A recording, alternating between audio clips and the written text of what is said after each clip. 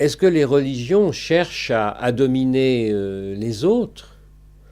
Ça dépend.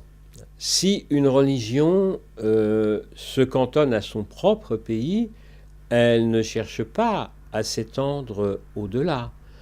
Dans l'Antiquité, quand on habitait Athènes, on rendait un culte à la déesse Athéna. Athéna Nike, le nom des chaussures Nike vient de là d'ailleurs, car Nike ça veut dire la victoire. Mais la déesse Athéna, elle était vénérée uniquement par les Athéniens.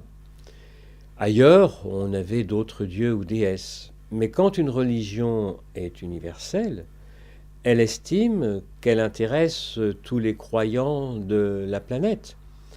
On a vu par exemple les chrétiens imposer le christianisme à travers les croisades ou au XIXe siècle à travers la colonisation avec ce qu'on a appelé les missionnaires et les canonnières, puisque les missionnaires évangélisaient les peuples, mais les canonnières, c'est-à-dire les canons, soumettaient les populations.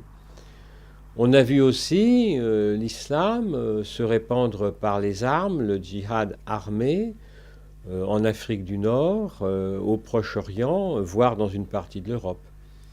Mais parfois, ces religions se sont aussi étendues pacifiquement.